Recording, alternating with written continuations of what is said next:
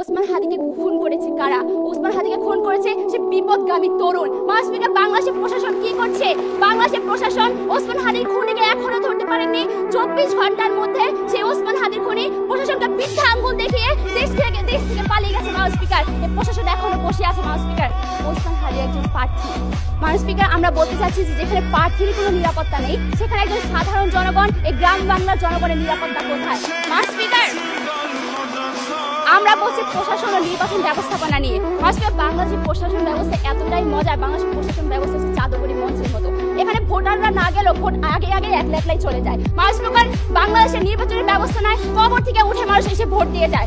এই নির্বাচনের ব্যবস্থা নাই, এখানে কোনো নির্বাচন হয় না। মাসপিকার গত 15 বছর ধরে আমরা প্রহসনমূলক নির্বাচন দেখেছি, আমরা রসিকতা নির্বাচন দেখেছি। তারা বলে গেলেন 14 সালে বিনা ভোটে নির্বাচনের কথা, 18 সালে রাতে নির্বাচনের কথা, 24 দামি নির্বাচনের কথা। মাসপিকার এই দায়ভার কার? এই দায়ভার হচ্ছে প্রশাসন ও নির্বাচন ব্যবস্থাপনা।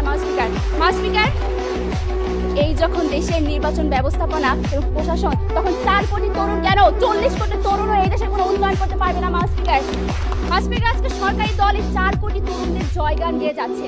আমি তাদের প্রশ্ন করতে চাই, এই 4 কোটি তরুণ কি ঐক্যবদ্ধ ভোট ব্যাংক কিনা? মাসপিকার আজকে 25% তরুণ তারা নিজেদের মাঝে 3-4 ভাগে বিভক্ত।